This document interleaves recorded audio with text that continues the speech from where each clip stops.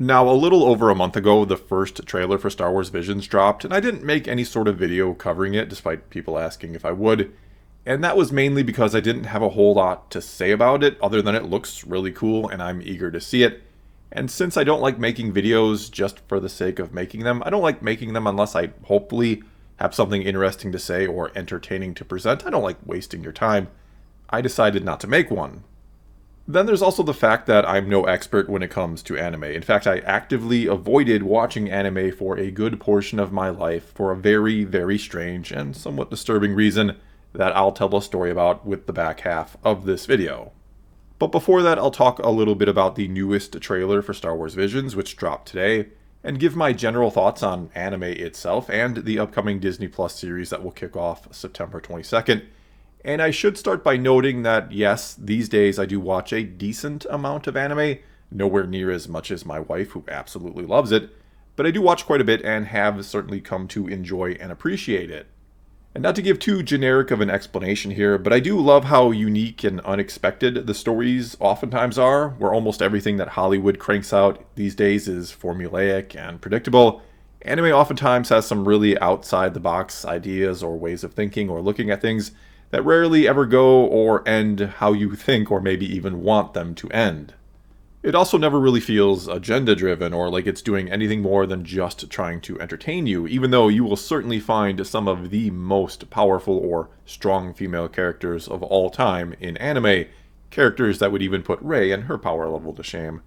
Nevertheless, they're usually relatable on some level, or just so dang cool that you don't even care. You're just wrapped up in the story around them. Now sure, anime can be a bit exposition heavy at times. It's not all that rare to get nearly an entire episode of just exposition, or two people talking and basically telling you or bringing you up to speed on everything you need to know or want to know about the story. Which I'm not exactly complaining about. It doesn't bother me that much, even though oftentimes people will say excessive exposition is a sort of crutch for poor storytelling that you should show instead of tell. And though I don't necessarily disagree with that, I would say that anime is a style or art form unto itself that shouldn't necessarily be judged or compared against other forms of storytelling. It is a unique blend of beautiful animation and anything from intriguing and, as said before, outside-the-box storytelling that pushes the boundaries of literal time and space to frivolous and fun romantic comedies. And so the idea that all of that could be blended with Star Wars, which even after all these years is still itself a place full of untapped potential story-wise, that still has much yet to explore and is ripe for something completely different to be done with it, well yeah, that does have me extremely excited to see what Visions will be all about, and each of its 9 episodes are being created by different studios. This will be anthology style, not one complete or connected story. In other words, we're going to be taken to many different times and places across the Star Wars galaxy and get a unique number of visions within it from completely different studios or creative teams. And since this is not going to be canon, they will have free reign to do whatever they want to get as creative and as imaginative as they can be with the story and not be limited in any way by rules of canon. And though, yes, not being canon might be a turnoff to some, and usually is for me, in this case I'm not only completely fine with it, I'm happy that it is not. Because as someone who is a self-confessed canon junkie who cares maybe too much about all the lore and staying true to it, and who, tends to overanalyze things and who always likes to see how things work in the bigger picture, and then likes to craft theories, well, it's going to be refreshing to watch something where my brain will do none of that, where I can just sit back and enjoy a Star Wars story for the sake of it, without caring in the least if it makes sense lore-wise or if it breaks the canon somehow. Which isn't to say I can't do that with other Star Wars I consume, I can just enjoy it. But for me, part of the fun is actually the deeper dive into it, and not just the surface level stuff. All that said, would it be amazing to get a canon Star Wars anime series someday? Well, absolutely, especially when you consider there's already Japanese influence behind Star Wars, with George Lucas being heavily inspired by Kurosawa's The Hidden Fortress, which is a film I would suggest or recommend to any Star Wars fan. Furthermore, Lucas was also inspired by the serialized shows of his youth, like Flash Gordon, so you could almost argue anime is a perfect medium for something like Star Wars. And so yeah, I am extremely excited for Star Wars Visions, and the trailer today and that first one both looked incredible. and I'd be stunned if I don't end up loving this series. I mean, one of the reasons I like animated Star Wars, like Clone Wars, Rebels, and now The Bad Batch, is because just in general, I think Star Wars lends itself very well to animation, to something besides live action. Which isn't to say I don't love live action Star Wars. I obviously do. But many of the things that, say, Jedi can do, like the jumping, flipping, surviving falls, and so on, looks better or more believable or just smoother somehow in animation over live action, which feels like an odd thing to say, that animation is more believable than live action, but in this case it does sort of feel that way. And though I don't think the animation in Visions will be even more believable, if anything it's going to be the exact opposite, it'll be less believable than normal, I still can't wait to see Star Wars brought to anime. I can't wait to see some saber combat in this style and just some new and unique storytelling brought to a galaxy far, far away.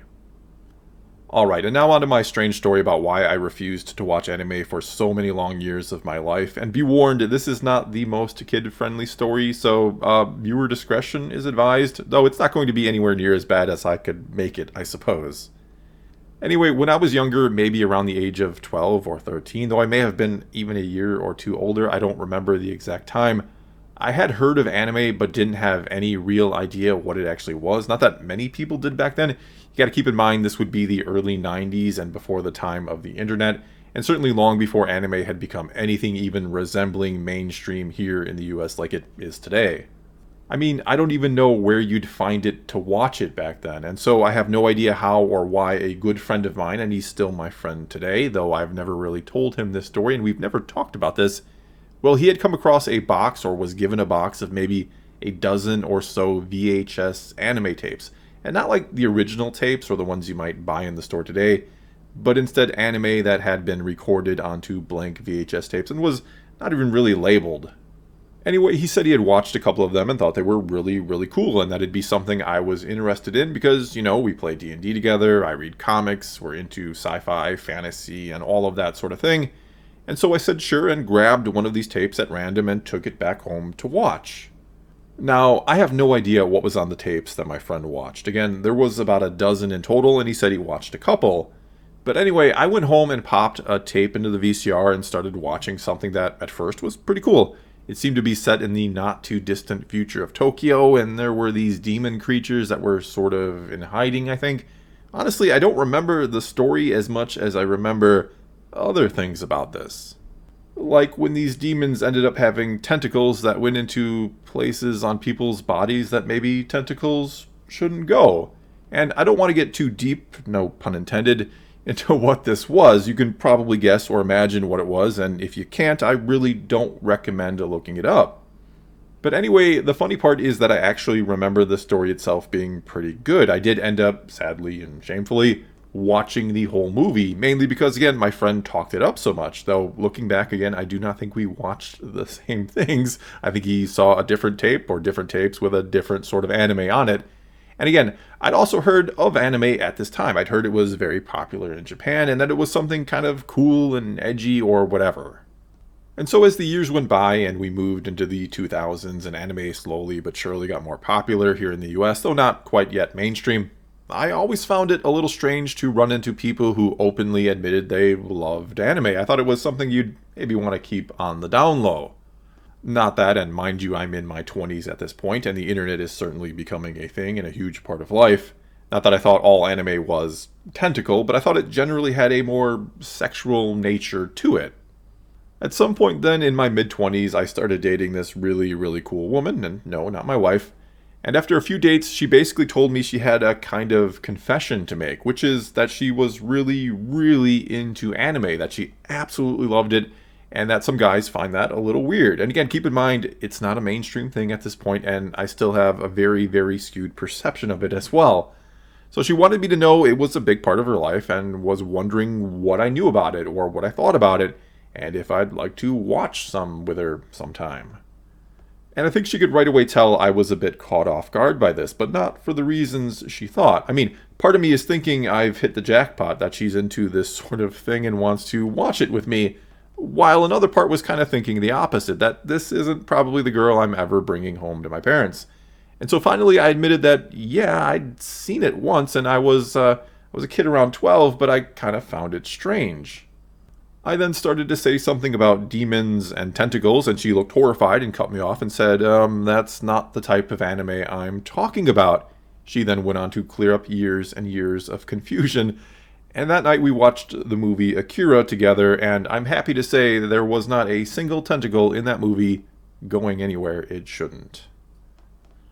Well, that's all I've got for you this time. Hopefully you enjoyed my story, and by all means tell me how excited or not excited you are for the upcoming Star Wars Visions. So do leave a comment below and let's talk some Star Wars. And until next time, thanks for watching.